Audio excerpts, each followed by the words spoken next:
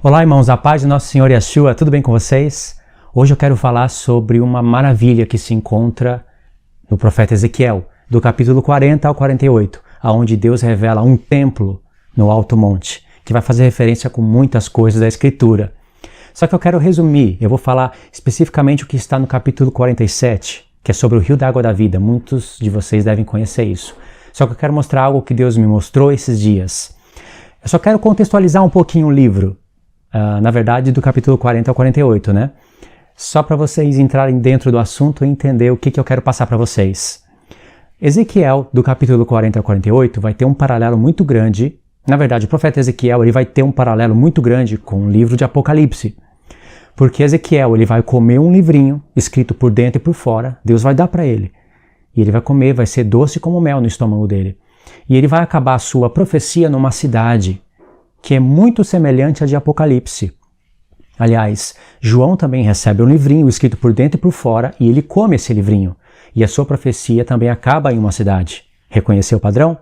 Só que tem mais. Entre comer o livrinho e acabar a profecia numa cidade santa, onde o profano está separado, existe no profeta Ezequiel a queda de Gog e Magog. Então Gog e Magog se levanta, vai cercar o povo de Deus, aí Deus vai contra Gog e Magog, Deus vai fazer ele cair, vai santificar o nome dele perante os olhos de todas as nações, e aí ele vai revelar um templo. Então o templo vem após a queda de Gog e Magog. Essa mesma sequência está em Apocalipse. João vai comer o livrinho, aí vai vir Apocalipse 11, 12, 13. Já no Apocalipse 11, já é mencionado uma besta que se levanta do abismo e faz guerra contra as duas testemunhas do Senhor. Em Apocalipse 12 vai ter a besta também, mas em formato de dragão. No Apocalipse 13 vai ter de fato a besta, de 7 cabeças, 10 chifres, semelhante ao leopardo, com pés de urso, boca de leão, já nos leva para Daniel. E aí essa besta também vai fazer guerra contra os santos e vai vencer. Então, entre comer o livrinho e a profecia acabando numa cidade, tem a besta. O que Deus está nos revelando é que a besta de Apocalipse 13 é o Gog e Magog de Ezequiel 38 e 39. Então só tem aquela cidade onde o santo está separado do profano, santo e profano estão totalmente separados, só tem essa profecia na queda de Gog e Magog, assim também Apocalipse. Só tem a profecia onde o santo está separado do profano, naquela cidade, depois da queda da besta do falso profeta e da grande Babilônia. Entendeu os paralelos? Agora presta atenção, em Ezequiel 40, verso 1 diz assim, eu vou ler para vocês e eu quero que vocês prestem atenção, anotem os textos e depois vocês leem em casa. No ano 25º do nosso exílio, no princípio do ano, no 10º dia do mês, 14 anos após ter caído a cidade, nesse mesmo dia veio sobre mim a mão do Senhor e me levou para lá. Em visões, Deus me levou à terra de Israel e me pôs sobre um monte muito alto. Sobre ele havia como um edifício de cidade, para o lado do sul. Ele me levou para lá e eis um homem cuja aparência era como de bronze. Estava de pé na porta e tinha na mão um cordel de linho e uma cana de medir. Disse-me o homem, filho do homem, vê com os próprios olhos, ouve com os próprios ouvidos, põe no coração tudo quanto eu te mostrar, porque para isso foste trazido aqui. Anuncia, pois, à casa de Israel tudo quanto está vendo. Vê, irmãos, isso é um paralelo com Apocalipse, é um paralelo com Isaías 2. No profeta Isaías, Deus mostra um edifício, a casa de Deus no alto monte, todas as nações iriam para lá. Isso também tem em Miqueias 4.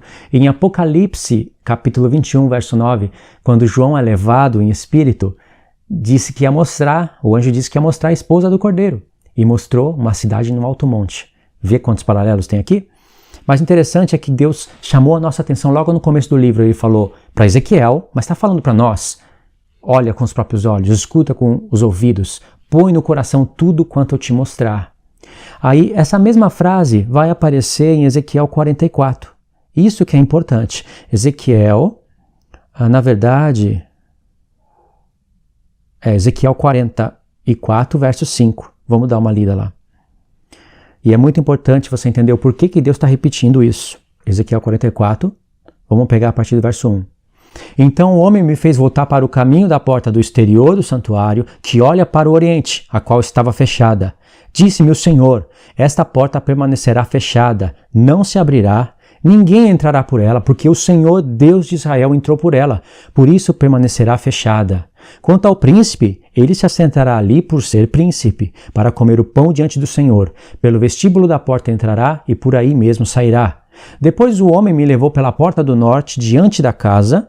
Olhei, e eis a glória do Senhor enchia toda a casa do Senhor. Então caiu o rosto em terra. Essa é a segunda vez que aparece isso no profeta Ezequiel e também faz referência com muitos textos da Escritura. E nós temos que entender qual é a intenção do Espírito Santo em fazer essas referências. Só que dentro do próprio profeta, Deus vai fazer referências menores que são importantes. Verso 5. Disse-me o Senhor, filho do homem, nota bem e vê com os próprios olhos, ouve com os próprios ouvidos tudo quanto eu te disser, de todas as determinações a respeito da casa do Senhor e de todas as leis dela. Nota bem, quem pode entrar no templo e quem deve ser excluído do santuário. Isso é muito importante, irmãos. Essa fala do Senhor que diz, vê com os próprios olhos, escuta com os próprios ouvidos, coloca no coração, apareceu tanto no início do livro como aqui. Então Deus fez aqui no capítulo 44, ele fez uma referência ao próprio início do livro, que por si só, pelos seus próprios contextos, já fazem referência a outros pontos da Escritura. Só que você tem que prestar atenção o que aconteceu desde o capítulo 40 até o 44, porque Deus aqui mandou você fazer uma pausa. Ele sugeriu uma pausa. E você vai ver que Deus falou de muito sacrifício pelos pecados, de muitas coisas que você fica confuso, porque ninguém pode colocar esse tempo no passado. Nós vamos sempre entender que é no futuro, faz referência até ao milênio. Os próprios judeus que não creem no Messias, que acreditam que o Messias ainda vai vir, eles acreditam que esse tempo é no milênio. Você vê que eles são cegos, mas não tanto assim. Só que o problema é que eles creem que sacrifício pelos pecados vão ser restaurados no milênio. Infelizmente, eles acreditam assim. E não fique tão assustado com isso, porque tem gentios que creem no Senhor Jesus e que acreditam que sacrifícios pelos pecados vão ser restaurados no milênio como um memorial. Aqui a palavra não diz nenhuma vez que sacrifícios seriam estabelecidos como memorial. Pelo contrário, aqui está falando sacrifício pelos pecados. Bom, isso não é o assunto central do vídeo. O assunto central do vídeo é mostrar para vocês o que Deus está fazendo em Ezequiel 47. Ele está pondo nosso coração à prova. No capítulo 45 e no 46 é onde Deus mais fala de sacrifício pelos pecados, do seu povo santo, até do príncipe do povo. Mas de repente acaba o assunto no 46, quando entra no 47, em diante Deus não fala mais de sacrifício pelos pecados. Então você já vê, se você pudesse abrir uma linha do tempo de Ezequiel do 40 ao 48, você já iria ver que os 2 últimos capítulos já são diferentes dos 6 primeiros. Porque nos 6 primeiros tem sacrifício pelos pecados. Nos 2 últimos, continua falando do templo, ainda fala de medidas, mas não fala de sacrifício pelos pecados. Isso é muito importante. Porque no capítulo 47, Deus ia fazer uma reviravolta. Iria mostrar o porquê dessa fala dele. Essa fala dele aqui, como ele diz em Ezequiel no capítulo 43, seria para envergonhar o povo dele. Ele iria usar um povo no futuro, entendido da palavra de Deus, sabendo o que é santuário de Deus, o que é casa de Deus, o que é sacrifício, qual seria mesmo a vontade de Deus. Ele iria usar esse povo para envergonhar os incrédulos. Por exemplo, Pedro, dentre tantos outros textos e apóstolos, poderia usar Pedro, dizendo que ele disse que nós somos a casa de Deus. A casa espiritual, a casa de Deus está aqui, no Antigo Testamento, né? Tem vários pontos, mas Pedro fala, vós sois casa espiritual, para oferecer sacrifícios espirituais a Deus. Então Pedro olhou na palavra de Deus, ele enxergou textos que iriam converter os sacrifícios literais no Filho e iria mostrar que nós estaríamos realizando isso já nesse tempo, antes do mundo vindouro, ou seja, antes do milênio. No capítulo 47 já começa assim: depois disto, o homem me fez voltar à entrada do templo, e eis que saíam águas debaixo do limiar do templo, para o oriente, porque a face da casa dava para o oriente, e as águas vinham debaixo, do lado direito da casa, do lado do sul do altar. Então você vai ver que essas águas estão saindo do santuário de Deus, da casa de Deus, e logo na primeira fala diz, depois disto. É uma nova visão que Ezequiel vai ter. Então depois disto o quê? Você tem que ver o que Deus estava falando no capítulo 46. Porque quando chega aqui no capítulo 47, ele vai colocar o nosso coração à prova. O coração de todos à prova. Porque ele vai mostrar uma imagem linda, irmãos. Deus vai usar a própria natureza o trono, né, as árvores, o rio, toda a natureza, para mostrar todas as obras da sua mão em todos os milênios. Aqui vai aparecer os 7 milênios, isso quer dizer, vai aparecer 6.000 anos, e o 7º, que está dentro do tempo, a passagem do tempo, e também vai aparecer a eternidade, e vai entrar em paralelo com o Apocalipse. Aí diz assim: ele me levou pela porta do norte e me fez dar uma volta por fora, até a porta exterior, que olha para o oriente, e eis que corriam águas do lado direito. No verso 3 diz assim: saiu aquele homem para o oriente, e tendo na mão um cordel de medir, mediu 1000 côvados e me fez passar pelas águas, águas que me davam pelos tornozelos. Você vê que esse homem tinha na mão um cordel de medir. Lembra que no começo do livro tinha um cordel e uma cana? Está medindo com um cordel, são côvados comuns, e mediu 1000 côvados. E fez Ezequiel passar, e disse que eram águas que davam pelos tornozelos. Verso 4, mediu mais 1000, e me fez passar pelas águas, águas que me davam pelos joelhos, 2000 côvados. Mediu mais 1000, e me fez passar pelas águas, águas que me davam pelos lombos, 3000.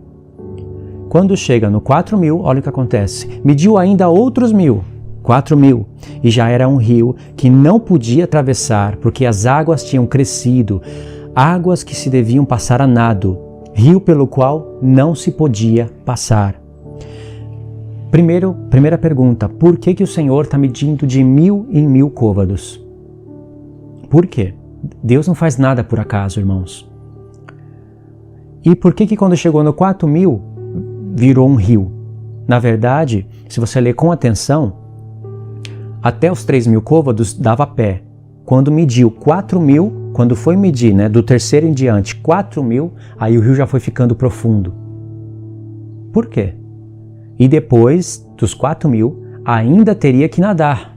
E era um rio muito profundo, só a nado poderia ser passado. No verso 6 diz assim: e me disse, mediu 4000 côvados, já era um rio profundo. Aí acrescentou para Ezequiel o seguinte: viste isso, filho do homem?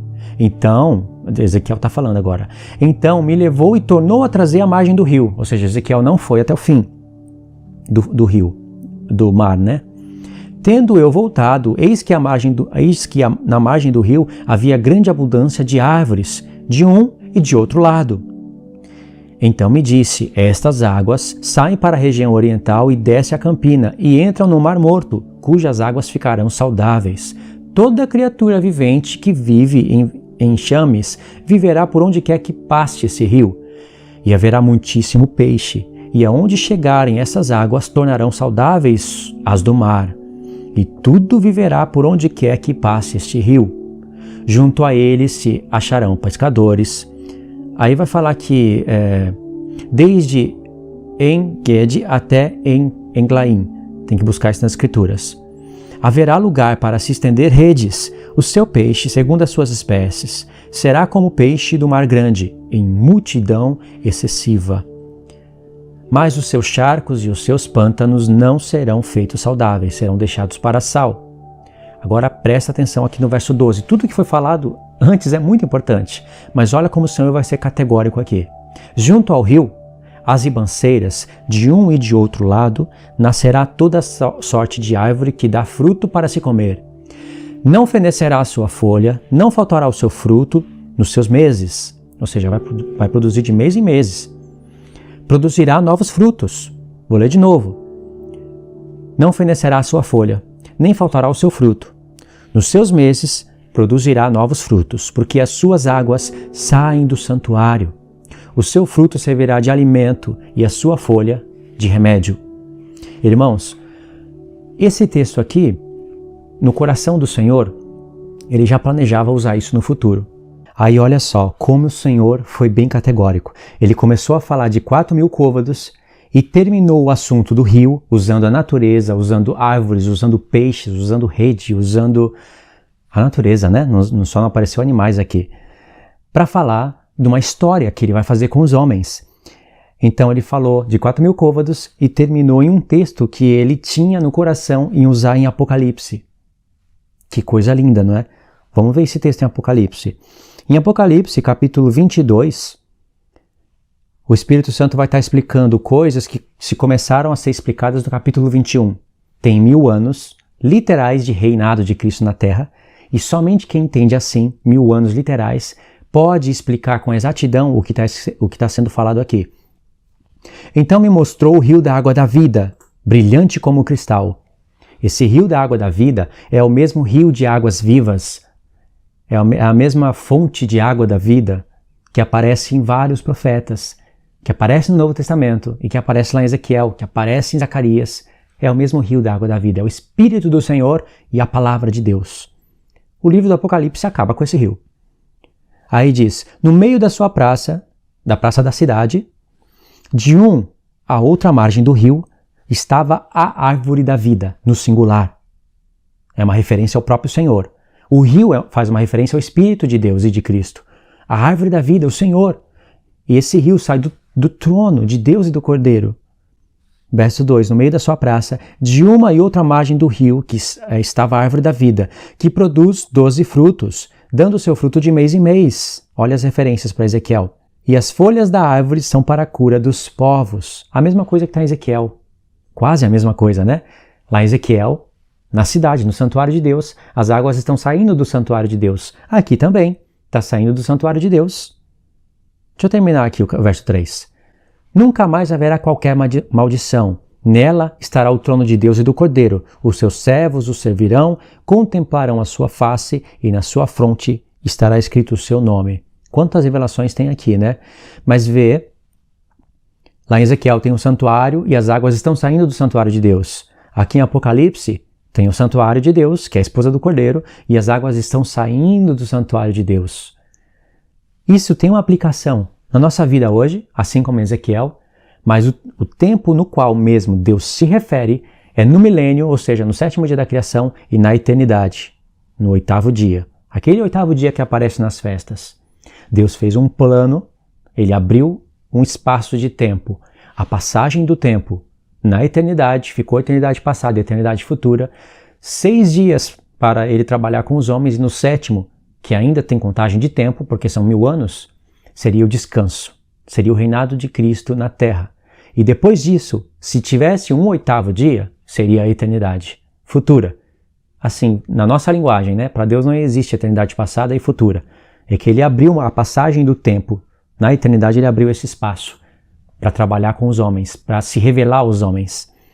Para se revelar a toda a criação dele, né? Tanto aos anjos benignos, como aos anjos malignos, que escolheram ficar do lado do mal. E aqui, irmãos, essa passagem, esse rio, todo esse contexto, não está falando especificamente do milênio, está falando da eternidade, porque a Nova Jerusalém aqui desceu do céu. Você tem que ter todas essas coisas em mente. Porque se estivesse falando do milênio, como nós explicaríamos esse verso aqui? Verso 3, nunca mais haverá qualquer maldição, nela estará o trono de Deus e do Cordeiro, os seus servos o servirão. Em Apocalipse 21, quando está falando da cidade, diz que não haverá mais choro, não haverá mais lágrimas, nem dor, nem nada. E aqui diz de novo, não haverá mais maldição. Se não haverá mais choro, não haverá mais lágrimas, não haverá mais dor, não haverá mais maldição alguma, por que as árvores têm que produzir frutos de mês em mês e as folhas para curar as nações? Para que cura, já que não há dor, não há maldição, não há nada? Isso era para que a gente estivesse meditando nisso. Somente é possível explicar isso daqui se você crê no milênio literal. Deus está mostrando aqui o que há de acontecer na eternidade, quando o próprio Pai vier com o seu trono. Não no reinado do Messias, mas quando o Messias entregar o reino ao Pai, após os 1000 anos. O que Deus está mostrando aqui, a árvore da vida e a folha da árvore que serve para curar os povos, é algo que acontecerá no milênio, aonde ainda haverá morte. Não como acontece hoje, é claro, mas haverá ainda morte, haverá ainda maldição, haverá ainda dor. Mas quando todos os planos de Deus estiverem concluídos, aí jamais haverá maldição. Então, embora a árvore da vida esteja aqui no capítulo 22, porque começou no capítulo 21, né? Ele está mostrando o exterior da cidade e depois foi mostrando o interior, tipo como em Ezequiel. Quando chegou na parte da árvore da vida, Deus falou as funções da árvore da vida e das folhas da árvore, que seria para curar os povos enquanto houvesse morte e maldição. A Escritura o próprio Senhor não iria se contradizer na sua própria revelação, não é verdade? Então é isso que o Senhor está nos falando. E outra coisa, Ele está nos mandando para Ezequiel através desse texto. Por que o Senhor está nos fazendo lembrar de Ezequiel? Irmãos, em Ezequiel tem árvores em todo lugar. Tem pescadores, tem rede. Está falando do Evangelho aí. Diz que aquelas árvores, não diz árvores da vida, porque toda a palavra de Deus ainda não estava desenrolada, mas diz árvores que produziriam seus frutos de mês em mês, 12 meses, né? E a folha daquelas árvores serviriam de remédio. Não fala remédio para quem? Aqui diz, a folha das árvores servem para a cura das nações. Você entendeu o que Deus está revelando? Em Apocalipse existe a árvore da vida, é o Senhor. E o Senhor tem um corpo, nós estamos ali, nós estamos aqui nessa árvore da vida. Já em Ezequiel, Deus está dando um outro ângulo, Ele está falando de árvores da vida, Ele está falando do ministério sacerdotal, do que os sacerdócios do Senhor vão fazer pelos povos. Essa água é a palavra de Deus, irmãos. Aquele rio é o Espírito do Senhor. Aonde tem o Espírito, tem a palavra sendo revelada. Por isso que essa água cura os povos, porque é o Espírito de Deus curando as nações. É muita coisa aqui para falar, irmãos, mas vocês entenderam o paralelo, né? Agora a gente volta em Ezequiel, capítulo 47, verso 12. Junto ao rio, as ribanceiras, de um e de outro lado, nascerá toda sorte de árvore que dá fruto para se comer.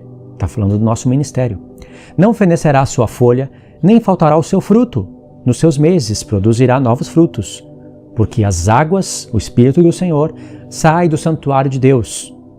Assim como o Espírito flui de nós hoje, do nosso interior, e cura o mar, as nações. Isso já começa aqui, mas vai se intensificar no milênio. O seu fruto servirá de alimento e a sua folha de remédio.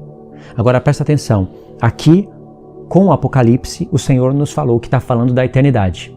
Depois do descanso de Deus, depois que realmente a morte for jogada no lago de fogo. É o 8º dia, a revelação do 8º dia das festas. A festa dos tabernáculos, ela cabe dentro do milênio, ela é uma festa de 7 dias para mostrar as etapas do milênio. Os 7 dias está apontando para o 7º dia e também está falando da etapa do milênio. Quando você vai estudar tabernáculos na palavra de Deus, você vai ver que o profeta que revela de fato que a festa dos tabernáculos é no milênio é o profeta Zacarias, lá no capítulo 14. Ele é o que mais revela, né? E aí depois, nas festas, a dos tabernáculos começa mês 7, dia 15, vai até o dia 21, depois tem um chamado 8º dia lá na lei. Isso seria o dia eterno. E aqui está falando da eternidade. Isso quer dizer que tem 1000 anos de descanso. Não tem? Então o Senhor falou de 4.000 côvados para que a gente associasse com 4 milênios, aonde viria o Senhor. 2.000 anos ele passaria no céu e depois viria o milênio, descanso. E depois a eternidade. Sabe o que o Senhor fez? Ele estendeu uma linha do tempo. O seu próprio Espírito Santo, como um rio, ele fez a linha do tempo. Ele abriu a passagem na eternidade. E através de 4.000 côvados, ele explicou tudo o que haveria de acontecer. Ele quer que a gente vivencie tudo isso. Lembra que esse rio é o mar que cura tudo. É o Espírito do Senhor que sai do santuário, sabe, o manancial da água da vida. Apocalipse acaba assim, o rio da água da vida. Como o Senhor mesmo disse em João capítulo 7. Ele disse, aquele que crê em mim, ele disse isso na festa dos tabernáculos. No último dia, no grande dia da festa, mês 7, dia 21.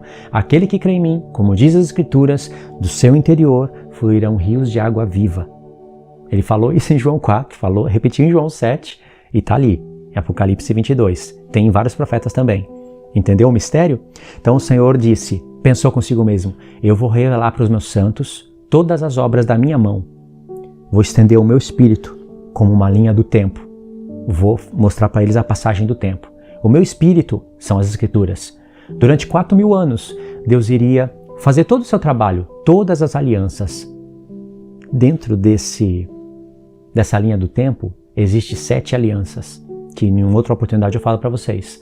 Então ele vai falar de todas as suas alianças, ele vai fazer aliança com Adão, vai fazer aliança com Noé, vai fazer aliança com Abraão, vai fazer aliança com Moisés, vai fazer aliança com Davi.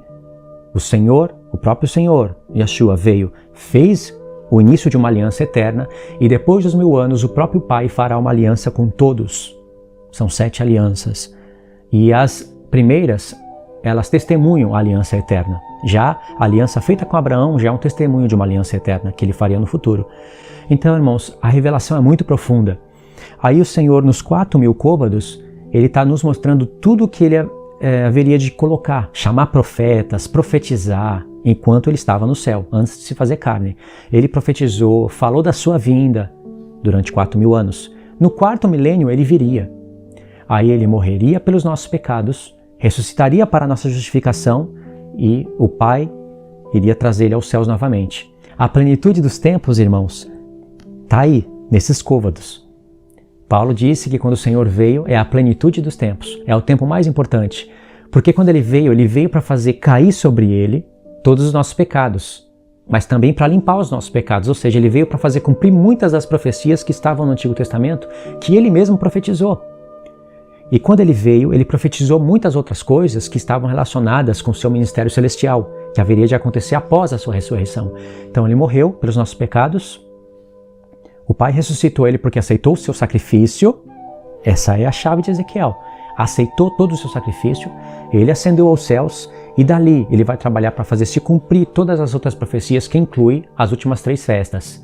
E aí os sacrifícios do Senhor passam a ser sacrifícios espirituais dentro de uma casa espiritual que somos nós. E isso vai se intensificar no milênio, porque como diz a palavra de Deus, é de glória em glória. A antiga aliança tinha sua glória, ainda que transitória. Hoje nós estamos vivenciando o tempo da nova aliança, que é uma glória, porque é a nova aliança, o Espírito em nós, em toda a carne, mas ainda em carne. Vai vir ainda uma glória futura, no mundo vindouro, no reinado do Messias, aonde nós vamos estar desfrutando todos os benefícios da nova aliança, que já estará concluída com o corpo transformado. É uma outra glória. E quando o Filho entregar todo o reino para o Pai, e todos os mortos ressuscitarem para estarem diante do trono branco e haver ali um julgamento triunfal, um julgamento final de tudo, quando o Pai mesmo vier para a terra, é uma outra glória, onde a maldição será aniquilada, não haverá mais morte. Então são 4.000 côvados para falar dos 4 milênios. O Senhor viria e quando ele viesse, irmãos, o mar iria se tornar muito profundo, porque iríamos ter Novo Testamento escrito, as igrejas instituídas em todos os lugares. Iríamos ter o Apocalipse. O Apocalipse é um livro especial que une toda a revelação de Deus dentro de um livro e que revela as coisas que estavam escondidas nos profetas. Aí já é um mar profundo, aonde nós iríamos passar esse mar até chegar no 7º milênio. Então, dentro dos 4.000 côvados, embora o côvado 4.000 já começa a ficar profundo, dentro desses 4.000, Deus aponta 4 milênios. E depois ele usou um texto que falaria da eternidade, que ele revelaria lá no Apocalipse. Então, antes da eternidade tem um milênio. Então, ele estendeu o seu rio, o espírito dele, as escrituras, como uma linha do tempo, e abriu a passagem do tempo para nós.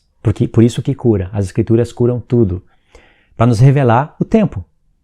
E depois ele nos mostrou, em Ezequiel, em Apocalipse, um momento no qual nós viveríamos com Deus onde não tem mais tempo, onde a eternidade, nós somos assim chamados para a eternidade. O Senhor é eterno, irmãos. O que ele fez? Ele abriu um espaço no tempo, a passagem do tempo, e profetizou que ele iria entrar nesse tempo para salvar os homens. Mostrou a queda do homem, mostrou como ele foi misericordioso, chamou Abraão, fez promessas a Abraão e a sua descendência, fez alianças, profetizou, castigou o pecado, fez todo o trabalho dele e profetizou que ele iria entrar nesse tempo. Ele, sendo eterno, abriu uma passagem no tempo e entrou no tempo para nos resgatar do tempo, semelhantes a ele. E ele nos tirará desse tempo e nos levará para a eternidade com ele. Irmãos, isso é muito profundo. Essa é a obra do Espírito de Deus. Tudo dentro de Ezequiel, capítulo 47. Agora, o porquê que o Senhor quis falar dessas coisas em Ezequiel 47? Porque desde o 40, ele está falando de um santuário. Desde o 40, ele está falando dos nossos ofícios, mas está usando a linguagem da antiga aliança, falando de sacrifício pelos pecados.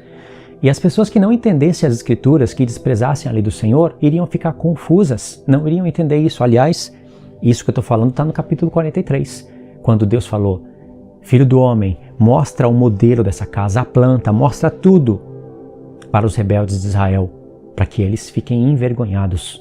Então tem uma mensagem tanto para eles como para nós. Isso não é maravilhoso, irmãos? O que o Senhor fez? Agora, tem coisas difíceis na palavra para entender. Isso é uma coisa muito difícil de se entender. Mas olha o que Deus nos revelou. O mar com côvados. Você andar 1000 côvados quando as águas estão no seu tornozelo não é difícil. Dá até para correr. Só que depois tem mais 1000 côvados pela frente. Se as águas continuassem no tornozelo, você iria se cansar mais, porque são 1000 côvados para frente. Mas as águas aumentam. Depois as águas estão no seu lombo, ou seja, você não tem mais como correr. Você vai ter que andar no mar, mas ainda dá pé.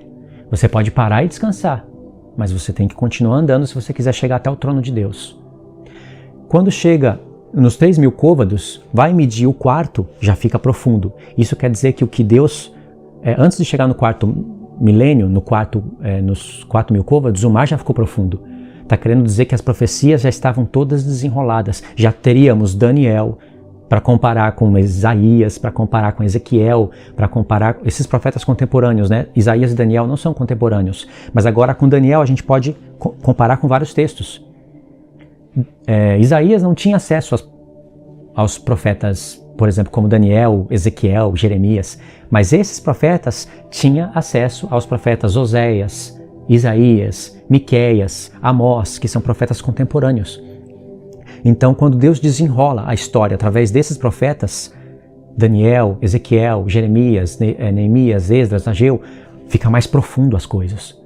Então ali o mar já começava a ficar profundo, porque já dava para entender muita coisa, mas quando viesse o Filho de Deus, aí tudo iria ficar mais profundo, porque nós iríamos ter o próprio Filho de Deus na terra profetizando, nós iríamos ter os apóstolos de Cristo interpretando, tendo acesso a todas as Escrituras, não ainda Apocalipse, e interpretando tudo e nos formando o Novo Testamento.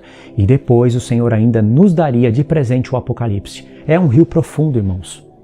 Agora vê, você andar no rio com as águas, sabe, no peito, isso, além de demorar mais, é mais cansativo. E você já teria andado 3000 côvados, só que vai chegar um momento em que você vai ter que nadar. E aí é todo o corpo em movimento. Você se cansa muito. E esse nadar significaria 2000 anos em que o Senhor mostraria profundidade para a sua igreja. Um homem não tem como viver 4000 anos, 7000 anos no caso, mas Deus quer que você vivencie todos esses milênios, que você conheça as obras das mãos dele em todos os milênios, principalmente na eternidade, que é o efeito, seria o efeito do seu trabalho, sabe? A conclusão de tudo. E por isso que o mar são as Escrituras, que através das Escrituras que a gente pode compreender todas as obras da mão do Senhor. Em Isaías 29 diz que quando nós víssemos as obras das mãos do Senhor, nós santificaríamos o nome dele. E o profeta Ezequiel fala da santidade do Senhor. Aquela cidade é para separar o santo do profano. Tem muitos paralelos aí, irmãos. E aí, imagine você andando 4000 côvados dentro de um mar. Assim, cada etapa vai ficando mais difícil. E depois ainda você tem que nadar. Se você conseguisse atravessar todo esse rio, qual seria a primeira coisa que você queria fazer do outro lado do rio? Que você necessitaria fazer? Descanso. Por isso, esse rio aponta para o santuário de Deus, para o milênio, aonde nós teremos descanso, descanso na alma. Como o Senhor Yeshua disse, vinde após mim, todos aqueles que estáis cansados e oprimidos, eu vos aliviarei e darei descanso para a vossa alma. Esse descanso, ele se referia na sua ressurreição. Na sua ressurreição que garantiria a ressurreição dos santos.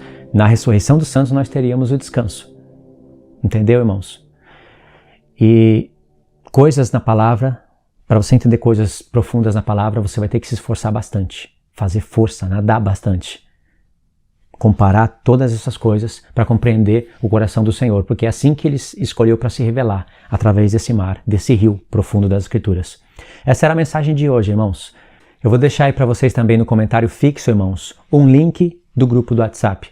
Na verdade, já tem 2 grupos hoje formados. São irmãos que voluntariamente se uniram com o propósito de me ajudar para que eu fique no Brasil. Então já tem um grupo formado. Tem, na verdade, 2 grupos, né? Só que os 2 grupos não estão cheios. São irmãos que ajudam mensalmente para que eu não precisasse usar, por exemplo, a ferramenta Patreon, para que eu não precisasse usar essas coisas do YouTube e pudesse ter mais tempo para meditar nas Escrituras e gravar os estudos para os irmãos. E eu vou aumentar a qualidade de ensino através disso que os irmãos, sendo guiados por Deus, fizeram por mim.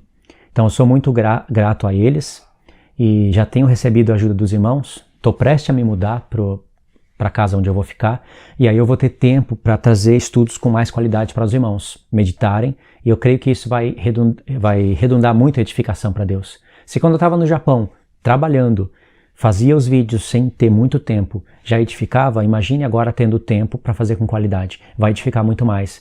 Então esses irmãos abriram esse grupo, é uma oferta pequena que cada um dá por mês, isso daí é uma coisa mínima, sabe? É uma oferta quase que insignificante. Ainda aplicar esse dinheiro na obra, comprar as coisas que eu quero comprar, poder viver no Brasil e poder meditar, ter tempo para meditar na palavra de Deus. Porque essas coisas que o Senhor nos dá, não cai do céu. Não foi porque Deus falou, isso é meu escolhido, eu vou dar para ele. Não cai assim. Deus também levou em conta todo o tempo que eu trabalhei no Japão e me esforcei para fazer, mesmo sem tempo. Então isso, irmãos, é uma coisa que é de graça para todos. Mas nós temos que trabalhar, não temos? Nem todos têm o tempo para poder fazer as coisas do Senhor. Então o Senhor me deu esse tempo, já que surgiu no coração dos irmãos voluntariamente e encheu o grupo, né? Bastante pessoas me ajudam. Então eu vi que realmente isso era de Deus. Por isso eu decidi abandonar o meu visto japonês e fiquei de vez no Brasil. Queria que, se você não faz parte disso, você pudesse ajudar também. Se você realmente não pode, faz parte do canal, mas realmente não pode, aí Deus entende, Deus sabe disso, né? Por isso que ele traz as pessoas que podem ajudar. Por enquanto, irmãos, eu vou falando ainda sobre esse grupo, eu vou chamando os irmãos para participarem, para ajudar. Eu não tenho vergonha nenhuma de fazer isso, porque isso é bíblico. O que não é bíblico, o que eu teria vergonha de fazer é cobrar o dízimo. Isso não é bíblico.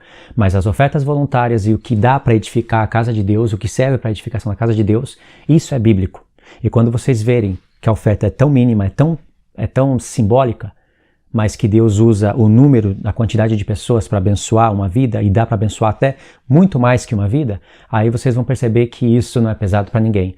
Então, por enquanto eu vou falando, depois o número de pessoas se completam e já não tem mais necessidade de falar essas coisas, porque aí o Senhor já teria concluído e trazido as pessoas que me ajudam para trabalhar junto no canal, pessoas que são como mantenedoras do canal, sabe? Me ajudam nessa obra. E se você não ajudar em coisas assim, você, por exemplo, vai ajudar o mundo, por exemplo. Quando você aluga um filme, quando você vai fazer qualquer outra coisa, com dinheiro que não edifica a casa de Deus, não traz nada de edificação, é só para lazer próprio. Não estou falando que isso é pecado, porque eu também faço. Eu não tenho nada aí contra assistir um filme ou alugar um filme. Mas se esse dinheiro, se esse pouco pode ser usado para abençoar a vida de alguém que abençoa outras vidas com a palavra de Deus, então é bem aceito por Deus. Tá bom?